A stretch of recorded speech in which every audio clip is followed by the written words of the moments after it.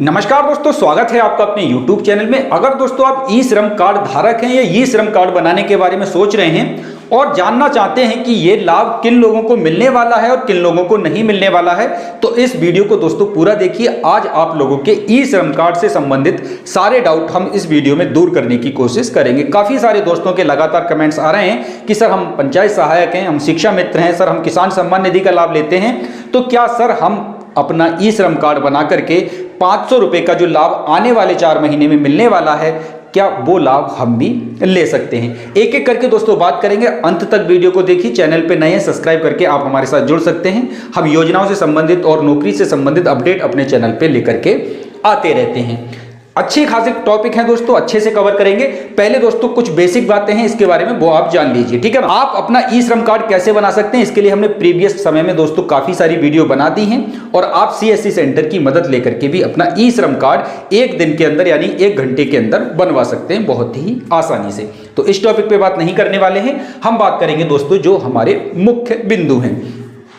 ये जो 500 रुपए का भत्ता दोस्तों आप लोगों को मिलने वाला है, इसको सरकार भरण पोषण भत्ता कह रही है। अब ये आप लोगों को अचानक से दिया क्यों जा रहा है? ये दिया इसलिए जा रहा है दोस्तों क्योंकि सरकार को ऐसा लग रहा है कि कोरोना की तीसरी लहर आ सकती है और इलेक्शन भी लगा हुआ है ना। कोरोना की तीसरी लहर तो बाद में आएगी, पहले तो इलेक्शन लगा हुआ है ना। तो आप लोग समझ गए होंगे इस वाली बात को। तो सरकार इसे भरण पोषण भत्ता के नाम से कह रही है और इसके 500 रुपए महीने के हिसाब से दिसंबर, जनवरी, फरवरी और मार्च 4 महीने के आपको 2000 रुपए दिए जाएंगे। अब ये दिए कैसे जाएंगे सर? 1-1 हजार रुपए आपके खाते में 2 बार डाले जाएंगे, यानी कि दिसंबर और जनवरी का जनवरी में डाल दिया जाएगा, फरवरी और मार्च का आपका पैसा मार्च में डाल दिया जाएगा। अब काफी सारे दोस्तों का यहाँ पे कमेंट्स ये था कि सर हमने ई श्रम कार्ड तो बनवा लिया, क्या 2000 रुपए का जो लाभ मिलने वाला है इसके लिए कोई अलग से रजिस्ट्रेशन करना पड़ेगा या अलग से कोई फॉर्म भरना पड़ेगा? तो दोस्तों डीबीटी के माध्यम से आप लोगों के खाते में डायरेक्ट पैसा डाला जाएगा। जब आप अपना ई श्रम कार्ड बनवा रहे हैं तब आपसे बैंक पासबुक ली जा रही है। आप लोगों को अच्छे से पता होगा, आपका बैंक अकाउंट लिया जा रहा है, आधार कार्ड लिया जा रहा है और आपसे मोबाइल नंबर मांगा जा रहा है। ये 3 चीजें आप लोगों से मांगी जा रही हैं। तो बैंक की डिटेल सरकार के पास ऑलरेडी है, आपको अलग से आवेदन करने की जरूरत नहीं है। तो आप लोगों को पता चल गया कि ये पैसा किस तरीके से आना है और इसके लिए आपको अलग से कोई आवेदन नहीं करना है, ठीक है ना। 1-1 हजार रुपए 2 बार में आपके खाते में डाले जाएंगे। दिसंबर, जनवरी का जनवरी में डाल दिया जाएगा, फरवरी और मार्च का मार्च के अंत में डाल दिया जाएगा। इतनी बात तो सर हमें समझ में आ जाती है। चलिए अब समझते हैं दोस्तों, जो लोग पंचायत सहायक अभी हाल ही में बने हैं, आंगनवाड़ी में बहुत सारी बहनें काम कर रही हैं, शिक्षा मित्रों में बहुत सारे दोस्त लगे हुए हैं और किसान सम्मान निधि पाने वाले लोगों की संख्या भी भारत में बहुत ज्यादा है। क्या इन लोगों को भी ये 2000 रुपए का लाभ मिलने वाला है? ठीक है ना। तो आप दोस्तों ये समझ के चलिए, देखिए पंचायत सहायक, आंगनवाड़ी, शिक्षा मित्र जब आप हैं तो इसका मतलब यह है कि आप किसी संस्था के लिए काम कर रहे हैं। और जैसा कि आप लोग जानते हैं कि ये जो लाभ दिया जा रहा है, ये जो कार्ड बनाया जा रहा है, वो उन लोगों का बनाया जा रहा है जो असंगठित क्षेत्र के लोग हैं। अब असंगठित क्षेत्र क्या होता है, इसके बारे में भी हमने बहुत डिटेल में बता रखा है प्रीवियस वीडियो में। 2 तरह के क्षेत्र हमारे भारत में काम करते हैं, एक होता है संगठित क्षेत्र और एक होता है असंगठित क्षेत्र। संगठित क्षेत्र और असंगठित क्षेत्र को थोड़ा सा शॉर्ट में बता देते हैं जिससे कि चीजें आपको इसी वीडियो में क्लियर हो जाएं।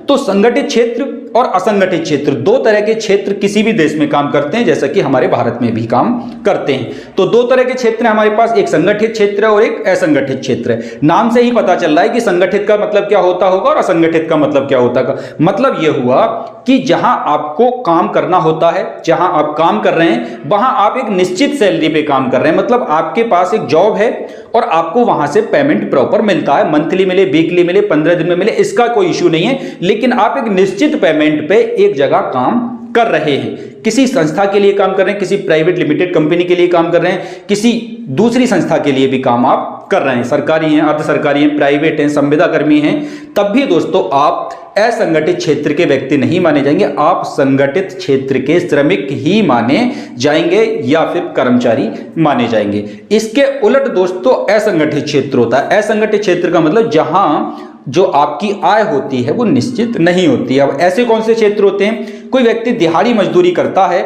उसकी आय निश्चित दोस्तों नहीं है, मजदूरी आज मिलेगी, हो सकता है कल ना मिले। जो रेडी वगैरह लगाने वाले लोग होते हैं उनकी दोस्तों आय निश्चित नहीं होती है। है ना। जो किसानी श्रम में दोस्तों लगे हुए लोग हैं वो भी असंगठित क्षेत्र ही माना जाता है। तो ऐसे लोग जिनके पास आय का कोई निश्चित स्रोत नहीं है, मतलब उनको प्रॉपर आय नहीं है, कृषि का भी कोई भरोसा नहीं होता है, ना दिहाड़ी मजदूरी का कोई भरोसा होता है, ना रेडी लगाने का कोई भरोसा होता है, और ना जो रिक्शा चला रहे हैं, ऑटो चला रहे हैं, उनका कोई भरोसा होता हो सकता है आज उनको इनकम हो और हो सकता है कि आज उनको इनकम ना भी हो। तो आप लोगों को अच्छे से समझ में आ गया।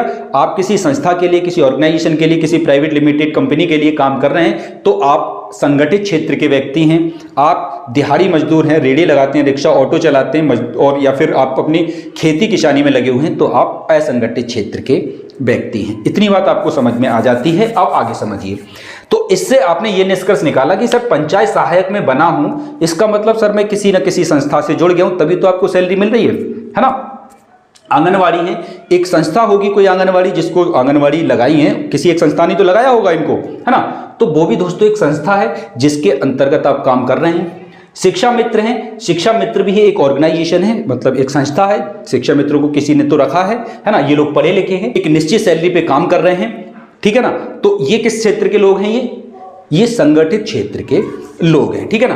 अब ये प्राइवेट हैं, संविदा कर्मी हैं, या फिर इनकी तनख्वाह ज्यादा है कम है, इससे आपको मतलब नहीं निकालना है कि सर हमारी तो तनख्वाह ही 6,000 रुपए, पंचायत सहायक कह सकते हैं यहाँ पर, तो हम तो सर ये तो किसी काम का नहीं। इससे कोई मतलब नहीं कि आपकी तनख्वाह कितनी है, लेकिन फिलहाल आप एक संस्था के लिए काम कर रहे हैं, एक नियमित सैलरी पे काम कर रहे हैं। जब आपने जॉब ज्वाइन की थी तब आपको बताया गया था कि आपकी सैलरी इतनी होगी, और उस सैलरी को देख करके ही आपने नौकरी ज्वाइन की है। इसका मतलब आप असंगठित क्षेत्र से हटके संगठित क्षेत्र में चले गए हैं। अब आप असंगठित क्षेत्र के लोग नहीं हैं, तो इसका सीधा मतलब फिर सर यह हुआ कि हम लोग कार्ड नहीं बना सकते हैं। बिल्कुल सही बात है, आप लोग अपना कार्ड नहीं बना सकते।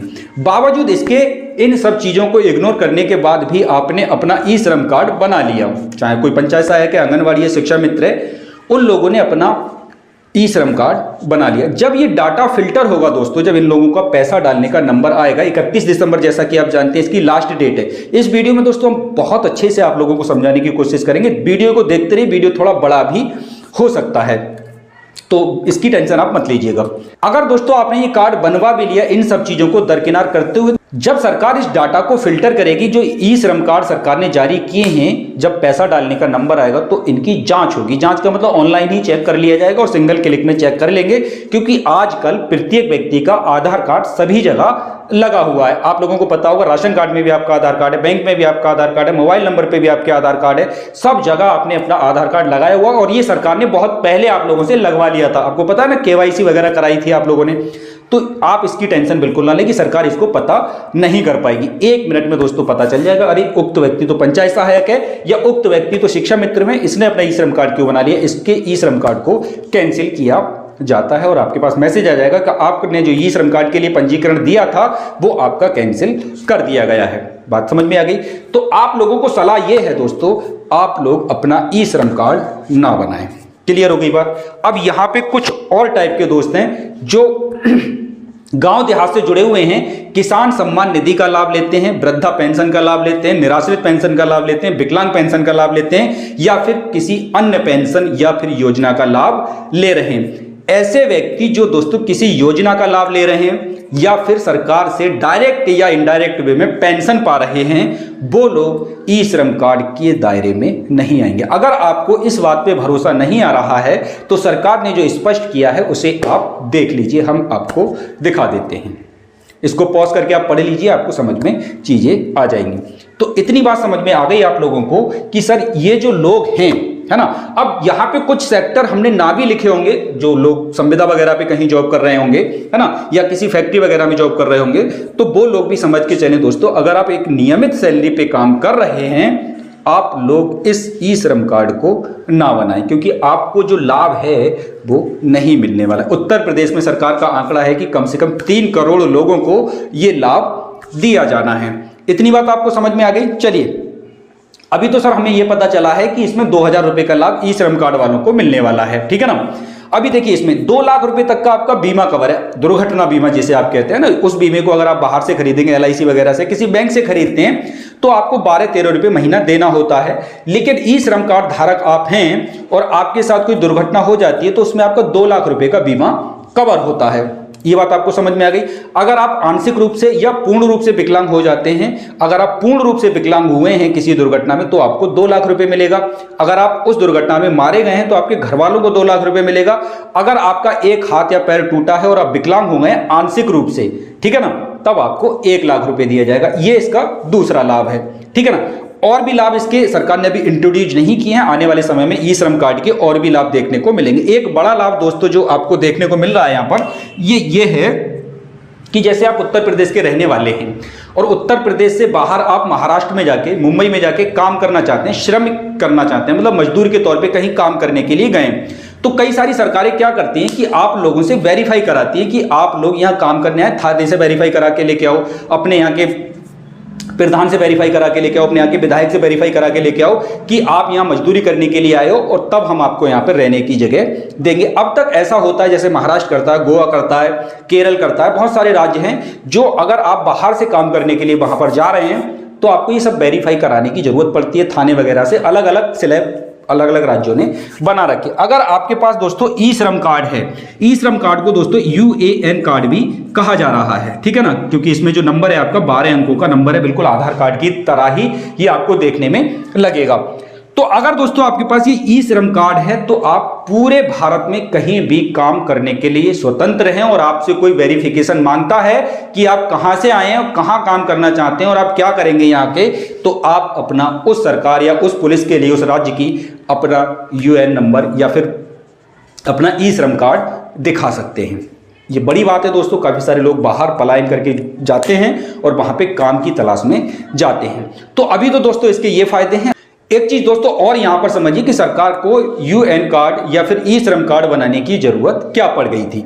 तो देखिए, सरकार के पास कोई मतलब डाटा नहीं था, मतलब मेंटेन डाटा नहीं था कि हमारे भारत के अंदर कितने लोग ऐसे हैं जो असंगठित हैं, मतलब कितने लोग ऐसे हैं जिनके पास कोई काम नहीं है। कोई काम का मतलब कितने लोग ऐसे हैं जिनके पास कोई नियमित आय का साधन नहीं है ना, और कितने लोग ऐसे हैं जिनके पास नियमित आय के साधन हैं, ठीक है। तो यहां पर दोस्तों जिन लोगों ने ई श्रम कार्ड बना लिया तो सरकार को बिल्कुल स्पष्ट हो गया है कि हाँ भैया, इतने लाख या इतने करोड़ लोग हमारे भारत के अंदर असंगठित क्षेत्र से जुड़े हैं, मतलब इनके पास कोई नियमित आय का साधन नहीं है। तो आने वाले समय में सरकार जो भी योजना लेकर के आएगी, जो भी इन लोगों के लिए हो सकेगा, सरकार के पास एक डाटा पहुंच जाएगा ना कि इतने करोड़ लोग भारत में इस टाइप के हैं जिनके पास अपना कोई आमदनी का स्रोत तो है नहीं।